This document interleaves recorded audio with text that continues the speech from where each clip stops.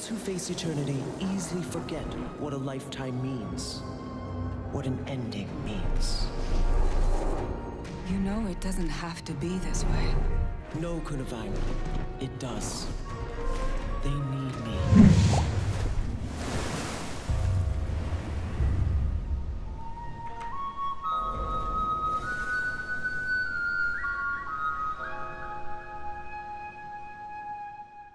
Welcome, End of Dragons Daily 78. Hope you guys have all had a good day. I'm going to do something a little bit interesting today. I haven't just pulled comments from the previous part and on the subject of like where Guild Wars 2 will go for Tyrion in the future, but I wanted to pull a couple of things from the subreddit as well, kind of in relation to things that have been happening over the past month. Obviously, the Living World Season 2 replay is currently going on. A lot of people are looking back at that older content, which, especially around Season 2, was setting up a lot of plot threads and elements of the game that haven't really gone anywhere. So, for example, there's a moment in Season 2 where you do this whole thing about an amulet that can show you the next true heir of the Crichton throne, if I remember rightly, and then that kind of ended up not really doing anything. There's some fuzziness around the Master of Peace's acquisition of the egg and the voice that gives it to him, and, you know, the whole thing that kickstarts this whole Aurene thing, which may actually be kind of credible and interesting to look at for End of Dragons. But the big one really is E. So E was actually introduced in Season 1, but is still being referenced and kind of teased in a lot of ways in Season 2, which has led people to wonder, you know, who was E, what exactly was going on there. I guess for many players, I don't really count myself in this camp, but for many players, the idea of who E is was a fun mystery, and then something they completely forgot about, and now have been reminded by Season 2. And they're like, oh yeah, what was all that about? To me, like, I've never forgotten about E. I've always been like, oh, is E in the next patch? Is E in the next patch? And probably to my own fault. Anyway, so over to the WoodenPotatoes subreddit. I would not have seen this if it wasn't for this post by Para here, 17 days ago. So I haven't talked about it in End of Dragons Daily here. Bobby Stein mentioned E is shelved, at least in his mind. So Bobby is kind of one of the prominent writers over at the studio. And yeah, here's his quote from one of these threads over on the main Guild Wars 2 subreddit about like who E is. It says, I like to think of the story as shelved, but yeah, it's been a while. So what does this really mean for End of Dragons? Unless this is an elaborate double bluff by Bobby, which I don't really know whether he'd be engaging in. I think, to be honest, this means E isn't really going to have any connection to End of Dragons. We're not going to find out some secret relation to Marjorie or whatever on the Canthan front that is E. We're not going to find out that E was a part of some secret society of spies like the Order of Whispers, but based out of Cantha or something, and E's one of them. I guess we just won't really get anything. E, though, is pretty ripe for, once End of Dragons is done, to look at again. You know, it's up there for me with stuff like the Wizard's Tower, really. And that is kind of the subject of today's video. So, yeah, thanks for that post. And what I might try and do in the future is, instead of typing responses on the subreddit, maybe highlight more of them on End of Dragons Daily here. That could just be another place that I look. So we'll see. Right, let's jump in with the concept art. Anyone out of the loop, and you may well be at this point, with the most recent announcement of End of Dragons stuff, the reveal that next month, by the way, I mean, we're in June here, so July next month at the end, we'll be getting this big live stream. They did also release some official art concepts for End of Dragons. This is the kind of stuff you might find on loading screens. I've been looking at one each episode of End of Dragons Daily, and as far as I remember, we are now on this one today, this very red-hewn piece. The question is, what are we looking at? Well, to me, guys, this is really clearly a Jade Sea piece. If you look at the bottom, you kind of got these hints of water, you know, and on separate layers as well. There's kind of a lower layer of water, and then it feels like it chunks up a bit, and then there's another bit. To me, that's clearly trying to do like a jade thing, and, you know, that bit is a sheer face of jade, and it's maybe been quarried down ever so slightly. A lot like what we saw in Guild Wars 1. I'm really excited to see what End of Dragons does with the jade. Now, we've already seen it in Guild Wars 2, obviously. If you caught yesterday's End of Dragons Daily, we were talking a bit about the Jade More Fractal, which is full of the stuff. I would like to think they go a bit further than just what we saw in the Fractal, and we've seen it in a couple of other places as well. If you think about Season 2, there's those blocks of jade in the Dermond Priory Special Archives as well. It just feels like it's such a prominent element of the aesthetic of that area of the world, and it is coming in a full expansion where hopefully they can spend a lot of money on new resources and models and assets and stuff, that I'd like to see it feel different. You know, I don't want to just be seeing a bunch of the assets I already see when I log in to my guild hall, because we have a ton of, you know, fractal tokens, which turns into these jade assets anyway. So obviously the art also has a lot of architecture. The big building on the left actually reminds me a lot of some of the Guild Wars 1 Norn architecture, like maybe the Sifala loading screen, if you guys remember that. Or not just the loading screen, the actual building itself in Sifala, and I guess in Gunnar's Hold as well. And I kind of like that because, as I've mentioned to you guys several times before, the Luxons and the Norn are very kindred in a lot of ways. You know, the Luxons to me are kind of like the original Norn in a great many aspects, except obviously that they're a human-based culture. And I really can't wait to see the Norn interact with them. Seeing a Norn like marvel at the way that they build their buildings or something would be very cool. The thing about the Luxons as well in the first game was that they never really created permanent settlements. Everything they built could be dismantled and moved on, or it was like rigged to the backs of giant turtles that would slowly wander around.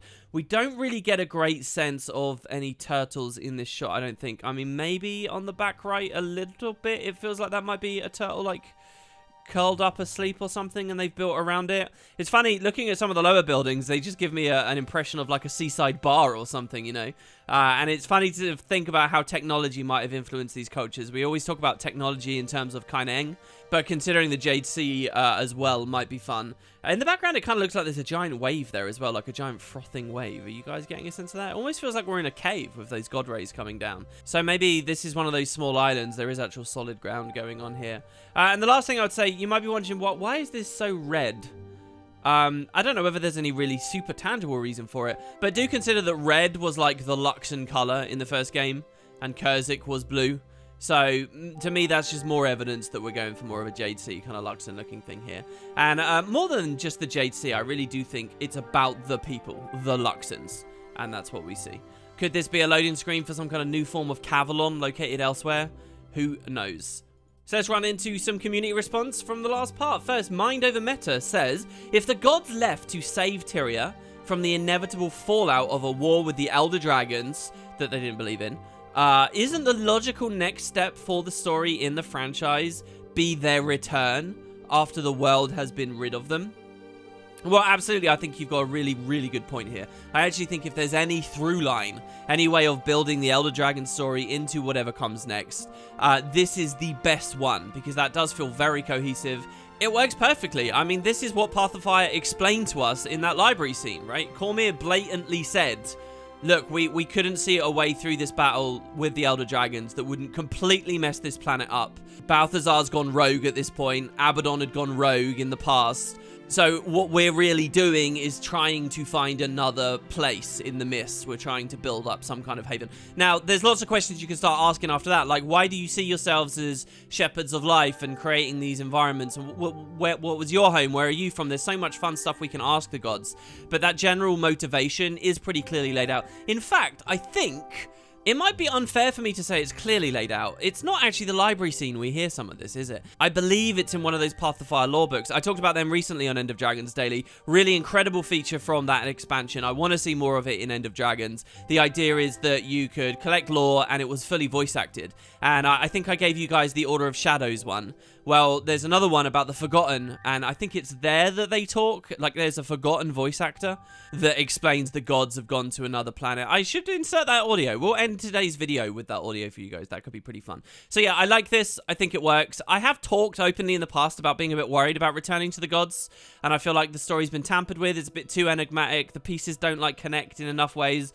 But this makes sense, and, you know, a closing arc of End of Dragons that deals with Lissa and the prospect of what she was doing, and finally cleans up those Balthazar bits, and also now transitions us into a place where Melandru's back and Dwayna's back and all that kind of stuff. That could be good. The other thing that I'm kind of cagey about with it, though, is it starts to feel human-centric again then, and I'm not sure I really want it to go in that much of a direction. I want to see the other races be indulged in as much as possible, but perhaps that's something they can really deal with between expansions. Malice64 says, the earliest release day of the expansion is November 9th. So yesterday I was talking about the idea that, you know, we're already halfway through 2021. It's definitely a 2021 release. Even if we didn't have the promise of news at the end of July, you know, the gap is closing.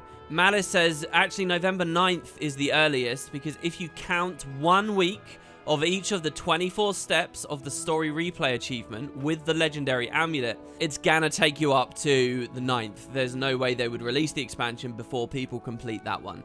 Yeah, when they announced all of this, I kind of wanted to work out the maths on that. I never got around to it in the end. So here you have November 9th is actually way later in the year than I thought. Is it really 24 steps, 24 weeks before that's done? I do agree with you, though. I do agree that if they've set it up this way, it's unlikely they'll want the X-Spec out before that initiative is over. And even then, I'm kind of cynical the 9th is the date, so to speak. I do think of it as an earliest date because, I mean, what are the chances that all of this was perfectly laid out so that on the final day of the replay, the expansion's immediately there and they had kind of tacitly announced a release date to us? So yeah, I guess my expectations have changed. If this is true, if what Malice is saying here is true, and I'd love more comments if it's not, I kind of think probably end of November. That gets them in before the Christmas rush. Everyone on the Christmas holiday gets to enjoy it. It's funny, I can't actually remember a single Guild Wars product ever in the whole franchise that released right before the Christmas window. Am I forgetting something maybe? But yeah, I'm thinking end of November as a release date for End of Dragons now. They might even give it to us at the end of July, so fingers crossed on that. And for what it's worth, I'm pretty happy with that, because that means they really got the whole year's worth of development to make the X-Pack as good as possible and really reinvigorate everyone about how great X-Packs can be and how amazing Guild Wars is. You know, I don't want this to feel like a crunched expansion in a lot of ways, like how Heart of Thorns felt crunched in places, like POF felt crunched in places. The more time they have, the better to me. And, you know, these next 6 months or that run into the end of November can be filled with lots of interesting marketing stuff, again, just like they did with HOT. Voltaic Boar kind of has a message I sort of disagree with here. In some ways, they say, glad to have you back. I'm very partial to exploring story threads like the Cliffside Fractal Giant, but I'd honestly be fine with almost anything ArenaNet chooses to do on a smaller, more narratively flexible scale. I think those smaller localized stories is where ArenaNet truly used to shine, and it gives more value to little touches that ArenaNet used to be quite adept at adding.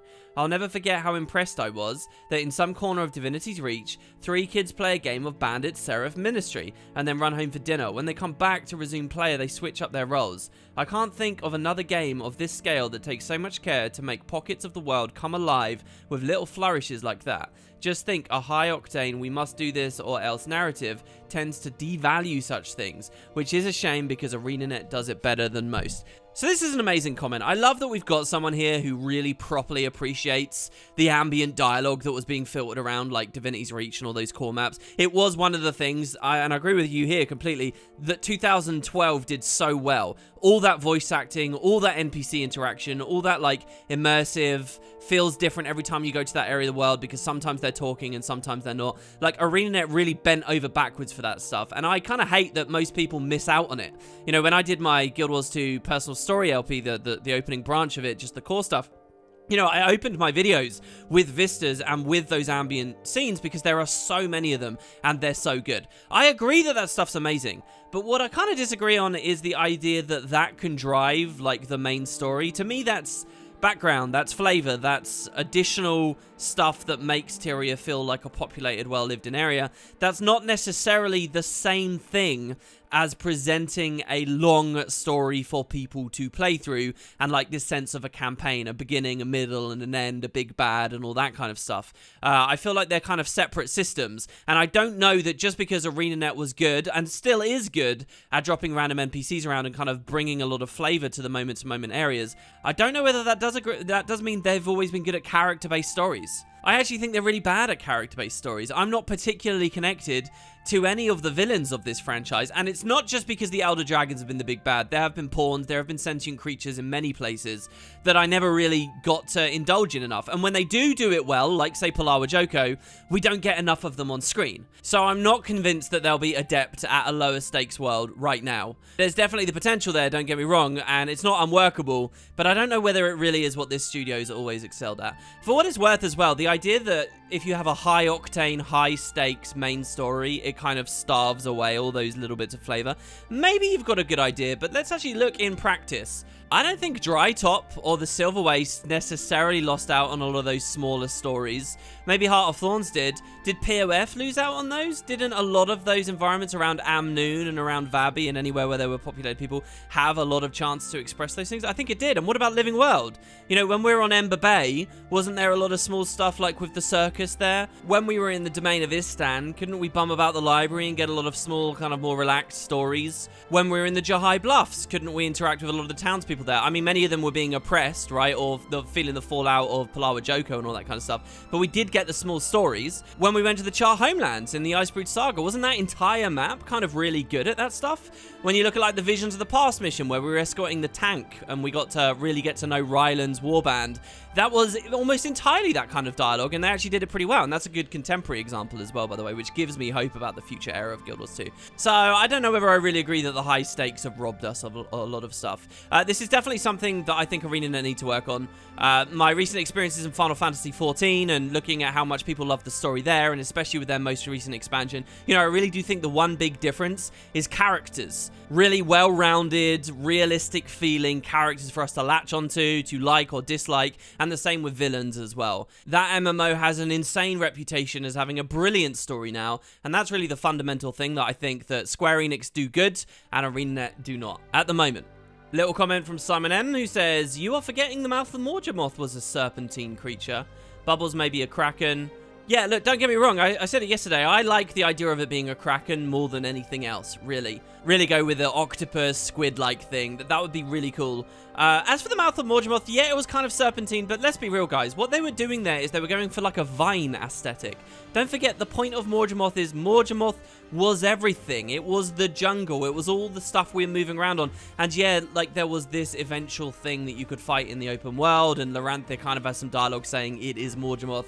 But, you know, I think they were going for more of a vine thing there, and the entire premise of like what Morgemoth was, I don't think fits neatly into our conceptions of the Elder Dragons having a specific singular form, which hopefully the Deep Sea Dragon is still that place. Don't forget, there's kind of been some suggestions that the dragon is like the water itself, or as like command over the water itself, or the brine itself. And in that place, we kind of go back to a Morgemothy style thing. Not to mention, again, what we said yesterday, that he could be transformed in so many ways by the powers of all these other dragons and be this horrific amalgam now. Lastly, great concept here from Diesel Face. I'd like to see entirely new regions explored in Guild Wars 2, like the continents of the west or the far eastern shores of Central Tyria. On the one hand, it's nice to explore regions which have been settings in Guild Wars 1 because it's easier to have rich lore and world building in previously visited areas. On the other hand, there's no significant sense of exploration on a greater scale when we're constantly just retreading old ground from the first game. And Adrian says, yeah, I'd like to see an Age of Exploration after End of Dragons. The individual races turn their attentions to expanding territories, with the remnants of Dragon's Watch folded into the Tyrian Explorer Society as troubleshooters to deal with the races we find out there. Yeah, I love this idea of like a new world, a new era of exploration, a new sense of freedom. And, you know, I think there's so many benefits to finally exploring these new areas. First of all, we're kind of running out of Guild Wars 1 locations anyway. But second, you know, a lot of that Guild Wars 1 stuff was written and made years ago now, like over 10 years ago, and a lot of people at the studio presumably are new, and they don't necessarily have those connections to that old stuff. And it's not even like that old stuff was perfect. It's not like Guild Wars is the ultimate RPG setting that they absolutely have to adhere to the stuff that was made in Guild Wars 1 times. You know, once they've ran out of it, the idea that the studio can all sit down and everyone can get creative and passionate about like a new baby that they call their own, the people in the modern era, you know, I think that having that kind of unity and enthusiasm for some new thing on their end will be just as valuable as it is on our end. And yeah, I liked that about Guild Wars 1, adventure and exploration and mystery and a true sense of like traveling into new worlds and new places. Guild Wars 1 did it very, very, very well. The first time I explored the regions of Alona, the first time I explored Eye of the North especially, was so captivating. And Guild Wars 2 hasn't really been able to do that for a long time. And it's kind of just a dead end. The more time that passes, the higher proportion of the Guild Wars 2 user base didn't play the first game. And you don't want to have this messy place where you don't know what the audience knows, so you don't know what you need to embellish on and whatnot. You know, a clean slate really is going to be brilliant, and from all angles, I think. All right, guys, we've kind of gone quite long here, so I will do the God Lore thing. We will open the next part with it. just like I did with the Order of Shadows. Remember, you turned on one of the videos and it was like we were in a cutscene? I'll do that again. We'll be listening to the gods' motivations, and we can be wondering about that at the start of the very next part. More concept art, more comments, community response to come. Give me any messages you can. The more exciting, the bigger the wall of text, whatever, the better. I really want as much enthusiasm to get a lot of these videos going here, and I'll see you guys on the next one very, very soon. I hope you guys are having a great time, by the way. Really. Take it easy. I'll see you next time.